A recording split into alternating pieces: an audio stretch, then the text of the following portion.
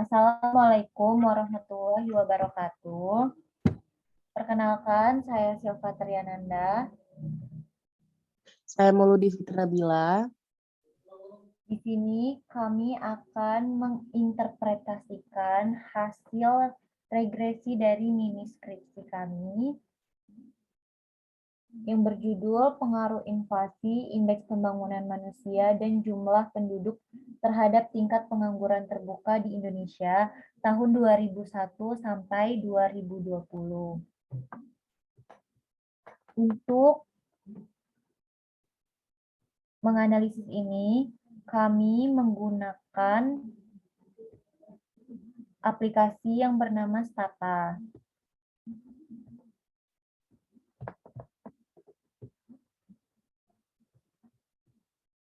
Langkah yang pertama yaitu kita harus membuat sintaks menggunakan do file. Ini merupakan sintaks yang telah kami kerjakan. Untuk mempersingkat waktu, langsung saja kami run untuk menginterpretasikannya.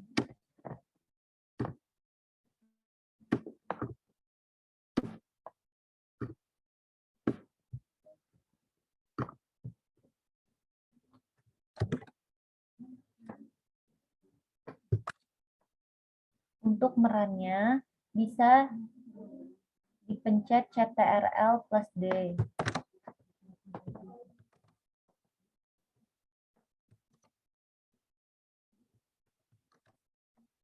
Lalu kita import Excel.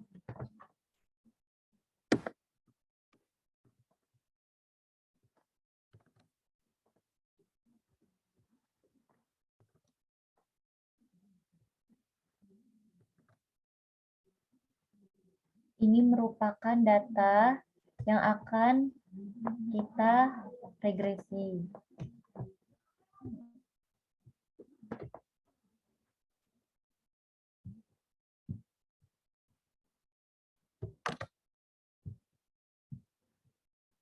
Lalu ini untuk melihat sum dari TPT, inflasi, IPM, dan populasi. Kami menggunakan 20 observasi dan kami menggunakan data time series dari tahun 2001 sampai tahun 2020. Dan ini merupakan rata-rata dari variabel yang kami dapatkan. Lalu ini ada standar deviasi, nilai minimal, dan ini nilai maksimal. Lalu langsung saja kita analisis regresi. Di sini dapat kita lihat number of observasi, yaitu observasi yang kami gunakan sebanyak 20. Lalu di sini ada R-square. R-square-nya sebesar 0,6094 yang jika dipersenkan 60,94%. Ini artinya ketiga variabel itu hanya dapat mempengaruhi dan dapat mendefinisikan sebesar 60,94% terhadap variabel independen terhadap variabel dependen, dan sisanya itu dipengaruhi oleh faktor lain. Lalu kita bisa melihat di sini ada konstanta sebesar 21,65778. Ini artinya jika ketiga variabel independen ini berada di nilai atau di titik 0, maka konstanta ini tetap ada atau sudah ada sebesar 21,65778. Lalu ini ada standar error. Lalu di sini ada model dan residualnya. Lalu dapat dilihat di sini koefisiennya, inflasi itu berpengaruh positif terhadap TPT, di mana jika inflasi naik sebesar 1%, maka TPT akan meningkat sebesar 0,03200475. Lalu IPM. IPM ini berpengaruh negatif terhadap TPT, di mana jika IPM ini meningkat 1%, maka akan menurunkan tingkat pengangguran terbuka sebesar 0,0258193. Lalu ada population atau jumlah penduduk, ini juga berpengaruh negatif terhadap TPT, di mana jika population ini naik sebesar 1%, maka akan menurunkan TPT sebesar 0,0529563. Lalu kita akan menuju ke uji normalitas.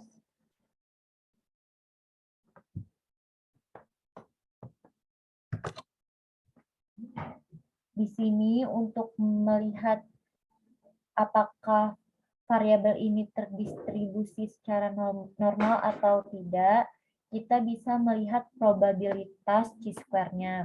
Di sini probabilitasnya 0,5058 yang jika dipersenkan itu 50,58%, dan ini lebih besar dari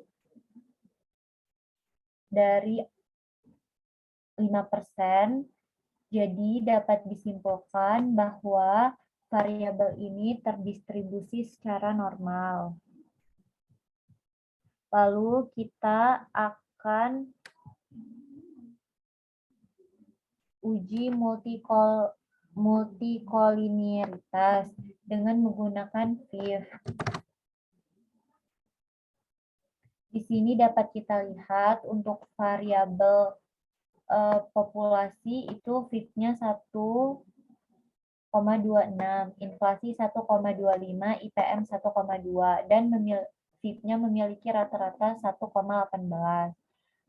Karena VIF-nya kurang dari 5, maka dapat kita simpulkan variabel ini memiliki multikolinearitas rendah. Lalu selanjutnya kita akan uji autokorelasi.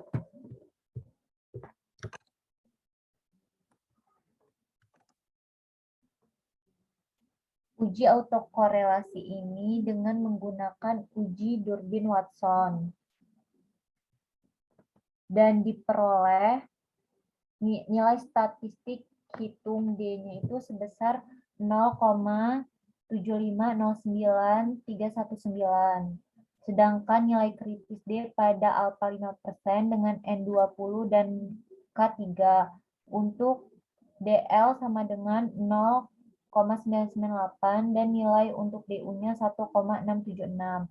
Karena nilai dihitung terletak di bawah DL dan DU, maka dapat disimpulkan bahwa model terletak di daerah autokorelasi positif.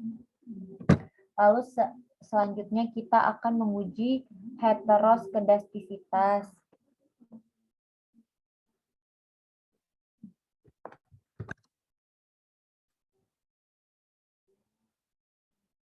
Di sini dapat kita lihat nilai probabilitas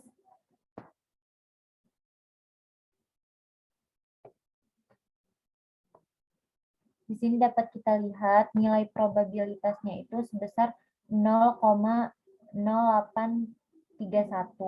atau jika dipersenkan itu 8,31%. Dan ini lebih besar dari alfa kita yaitu 5%, yang berarti tidak terdapat heteroskedastisitas. Selanjutnya ada uji T dan uji F yang akan dijelaskan oleh Saudari Maul. Kepada Mauludi dipersilahkan. Oke, selanjutnya di sini ada uji T.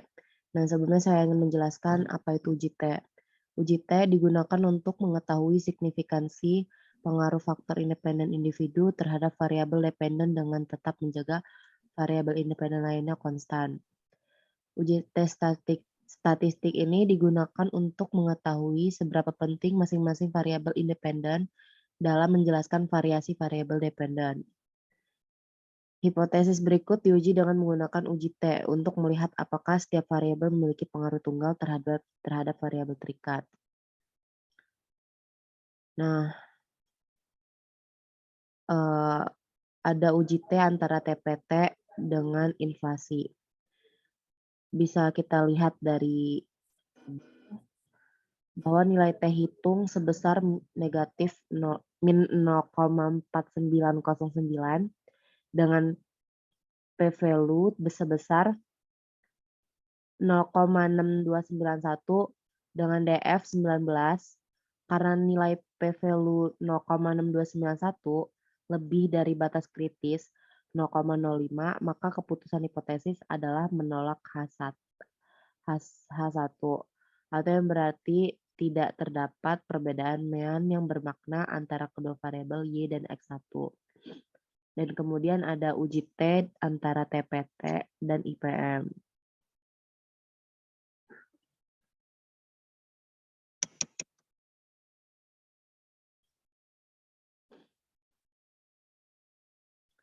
Nah, bisa kita lihat di sini nilai T hitungnya sebesar min 1002 dengan p-value sebesar 0,000 pada DF 19.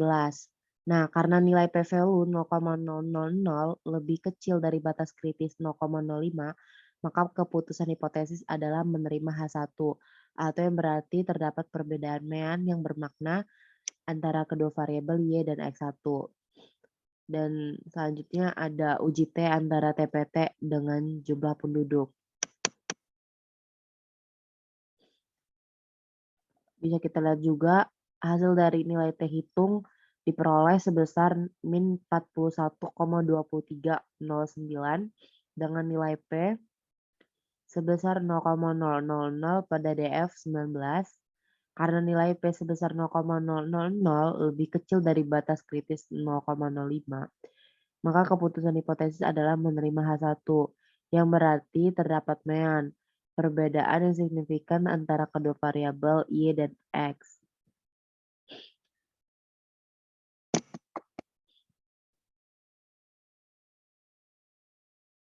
Kemudian saya akan menjelaskan uji F. Sebelumnya saya menjelaskan apa itu uji F. Uji F itu digunakan untuk mengetahui tingkat signifikansi pengaruh variabel independen secara simultan terhadap dependen. Dalam penelitian ini, hipotesis yang digunakan adalah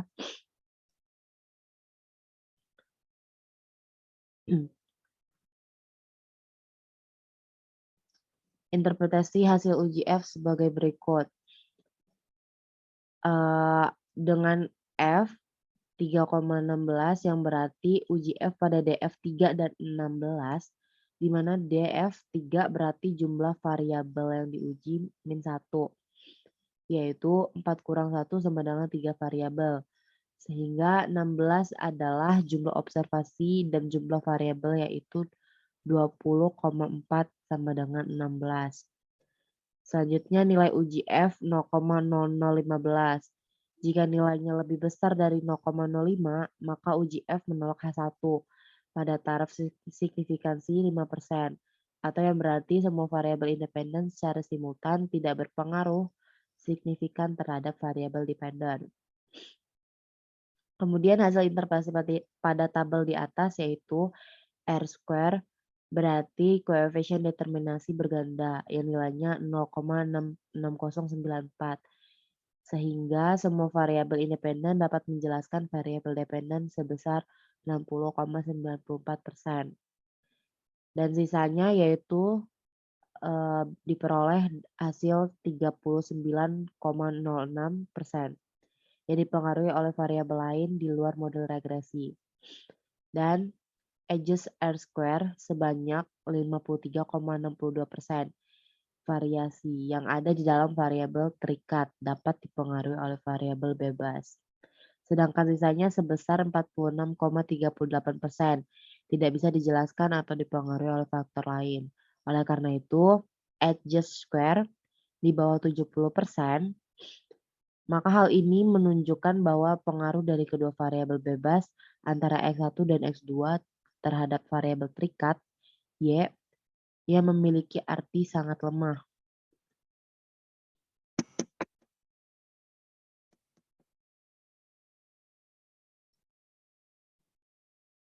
Eh, Selanjutnya ada kesimpulan. Berdasarkan kesimpulan yang kita lakukan penelitian ini,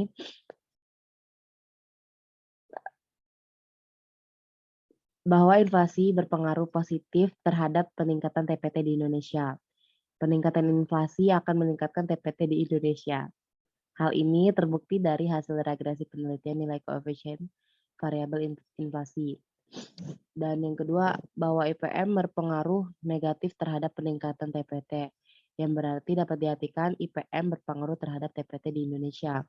Peningkatan IPM akan menurunkan pula TPT di Indonesia. Hal ini terbukti dari hasil regresi penelitian nilai koefisien variabel IPM. Selanjutnya, jumlah penduduk berpengaruh negatif terhadap peningkatan TPT, yang berarti dapat diartikan jumlah penduduk sangat berpengaruh terhadap TPT di Indonesia.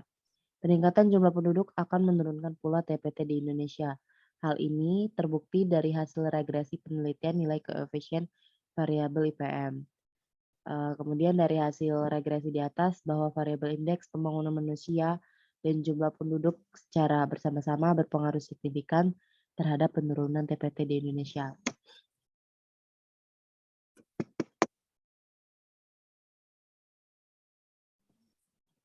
Baik, itulah hasil interpretasi dan kesimpulan dari mini skripsi yang telah kami susun untuk tugas akhir mata kuliah ekonometrika.